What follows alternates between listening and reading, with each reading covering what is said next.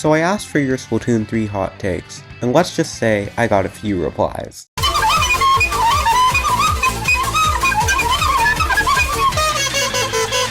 In today's video, I ranked your Splatoon 3 hot takes as hot or cold. Also, some friends helped me along the way. You can find them here. Also, don't forget to like and subscribe. It's free, and it allows me to make more content. With all that said, let's get straight into the video. Spawn camping should be in the game. No. Oh my god. Okay, this is him trolling. I'll be honest, but I've had a video regarding spawn camping, and one of my thoughts about it. One, I don't care. If I'm going to camp you. That's just straight up what it is. Because I don't care, right? But him saying spawn camping should be in the game, that's not a hot take. That's just the reality of the game. That it's going to happen, whether you like it or not. And I firmly believe, matter of fact, I'll add my hot take. You're still going to get spawn camp in Splatoon 3, even if there's no spawns. Straight up, nothing you can do about it. The spawns in Splatoon 3 look bigger, and you get that invincibility, or what's probably invincibility, like, you know, they glow. Yeah. So that's probably gonna do a good amount to prevent spawn camping. And with the espresso machines and whatever, like the launch things, you're probably not gonna be able to just like spawn. You can't see it. You won't be able to see where it reminded me of when you respawn in like freaking Roblox and you just get invincibility. That's sad. Yeah, no. But once that invincibility is over, like the thing is, people don't understand is that Splatoon is Splatoon. What you do, you paint the map. So if your entire like area where you come in at is painted, spawn camping or not, you're still getting camped. You're still getting held down in one area because everything is painted. Because the entire game's about map control. Exactly. And so spawn camping or not, it's a difference between spawn camping and someone just having complete control of your area, and that's just what it is. Yeah, spawn camping's kinda, I don't know. It's like in Splatoon 3, they're not gonna really have maps like Walleye, because they kinda can't, because there's stuff like the launch espresso machines. They just don't really allow for that, because like, what's the point of having that if your spawn's super tiny? Dynamo will be bad. This is hot, definitely. Just a hot take. Just a hot take. I agree because though. I want to say you this agree? is a hot take because I've had bad memories with Dynamo. Like, I disagree. I think Dynamo's going to be good. Splatoon 3 looks faster than 2. So there's a lot I disagree, because there's a lot of factors that are not in place. One, armor. That's the number one thing right there. True. So like, and I say this personally because I hate Dynamos. I hate fighting them. I do. When I have armor, I'm pushing that Dynamo. You get one flick on me, I'm still going to kill you. Without armor, oh, what the hell do I do? What do I do now, basically? Only you can do is wait for other specials, right? But at the same time, if you just try to like 1v1 in a Dynamo, it's just an automatic L almost, especially if they're good and they can hit their shots. Yeah. So I feel like Splatoon 3 is going to be better, especially how some of these maps look. These maps seem like a little bit wider and somehow a little bit tight corners. I feel like that Dynamo is going to actually prosper. That's in my opinion. My big thing is like, if Dynamo can cancel out of Squid Roll with, like, if it flicks, can it cancel out of its flick with a Squid Roll? Because like, Dynamo's big issue is like, it can't deal with bombs. Like, if it throws a bomb, it's screwed. Right, exactly. So you know what? You're right. Bombs are a factor, and then again, a lot of other specials do like create zoning capabilities against them. So it's a hit or miss with Dynamo. We just have to wait and see. But that is a hot take. That's a hot take. Yeah. Let's see. Rotations are a really bad system.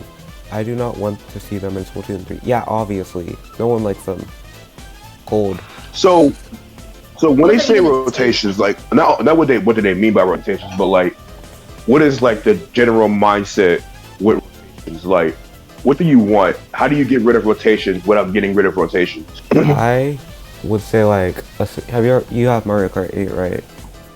Yeah. Oh, a voting map system. Yeah, like you mean that? Okay. It's just like, I don't want to play on Walleye walleye zones for 2 hours because it's just not fun. Right, like, yeah, that's... Or I don't want to wait 6 hours to play Clan Blitz or something. It's just... You should be able to queue up, and then whoever queues up for that map, you can play with. That's how it be. I agree. That's just how it should be. Triple Ink Strike will be painful to deal with on zones, assuming everyone uses the weapon with it. I ain't think about that. That's sort of... You can't do shit. I mean, you can like paint over it like Booyah Bomb, but it's still annoying like Booyah Bomb. Exactly. What do? You got 3 giant tornadoes on the zone, right? What do you do? So like, as a comp player, the only way you counter that is playing more aggressive than the other team and killing them before they get their special. But like, just in general though, you really can't do anything. What? You know You how just like, gotta play patient. you know how like you should throw out those ball things that summon the tornadoes? Right. What if you go like You know shoot what? them and it makes the ink strike smaller or something? I don't know if it might get rid of it. I'm gonna Also, go the cold. other, you go cold. Yeah. Yeah, I'll give it cold because it's kind of like, so it's kind of like, what's the word? It's like already known that if you go triple ink strike, then it's gonna be constant on zone. It's pretty much the same thing as Booyah Bomb, right? It's like, well, what the hell do you do? Nothing. You really can't do anything. It's triple Booyah Bomb. Now the question is, does ink strike destroy bombs the same way Booyah does? Will it? That's the question right there. In Because if Splatoon 1 it it doesn't, did. So probably. it did. Okay, so it might. Okay, so it might did. It just might. But yeah, I give it cold take. That's kind of a cold take. Yeah. Pro Chara said weapons should have their best, most iconic kits back. I agree with that's You don't know if every sub from Splatoon 2 is gonna come back though. That's the thing. I No, agree no. with You don't know what the everything weapon- except Burst Bomb Splasher. Literally everything else, but yeah. Oh yeah. Oh yeah. No, Bird is don't bring cool, that but back. I have to go cold. Eh, Yeah, I think it's hot. That's not really a hot take. That's just like a, yeah, it's a wish. because a lot of people are like, but it'll be broken. But I don't think Oh. that's that big of an issue besides like Burst Bomb. Like half of the weapons in the game. Imagine the L3. Like a lot of this, because like Shara said, iconic kits. That's Splatoon 1. That's that's kind of. Oh yeah, no, I don't. I think we don't want some of that.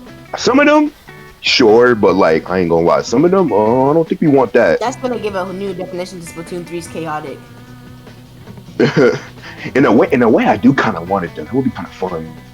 I never got a chance to play Splatoon 1, so I kind of like want to play those kits. So I do get what they're saying. Yeah, They cause should do like limited time modes where you can play with like old specials that are not in the game. yeah, that'd be cool. They show like That would be cool. Cause like the majority of Splatoon's player base has never played Splatoon 1 and would have never like had fun with those kits. So I think that'd actually be a cool thing. Like they don't need to like acknowledge it, but they've been referencing like Splatoon 1 a lot, so I think that'd just be a cool thing to do. Yeah. That's not really hot or cold. I'll put it in the middle. Yeah. Like that take its place. Like in the middle, yeah. lukewarm. The first meta will be trash but OP, and it will also be weapons with the ink vac and tri-strike. I agree. I Yeah. agree. That's I would honestly laugh if the first meta is K-Gal. That would actually be sad. I don't would think laugh. I don't think they're gonna bring Kensa back. No, like the gear brand's gonna come back, but not the weapons. The it's not. It wouldn't be K Gal because the Gal just seen it in like the gameplay mode. It has the splash wall, so Yeah. it wouldn't be K Gal. It's like it has. I think it had the splash wall and the killer whale. Yeah, the killer whale 5.0, whatever it's called. It had that. But yeah, I do agree with this. The first meta will be OP. Most because that's usually what happens when games like this first launch. The meta is like unbalanced and like It's like shit is physically you have to study impossible the to game. You have to balance. study how people use the weapons. If sub-strafing is in Splatoon 3, people will probably not use the side dash mechanic. I assume they mean the squid roll. I Say what? disagree. People are Squid gonna roll. use both. People are gonna use both. Use They're gonna squid roll. substrate, then they're gonna squid roll. That's just 100% no word. That's the whole take. I would like me personally, someone who's like pretty much meta strafing. I would still use the squid roll. for the sole fact that it's a mix up in movements. It's a mix up in movements. Sometimes Yeah. all the time it's predictable.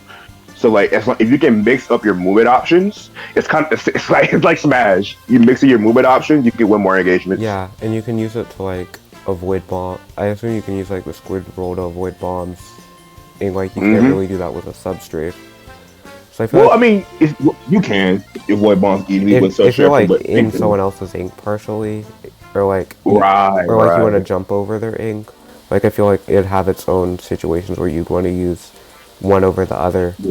Cause like a squid, a substrate is probably faster, but the squid roll lets you jump in the air, which could be useful at sometimes, and just be a good mix-up option.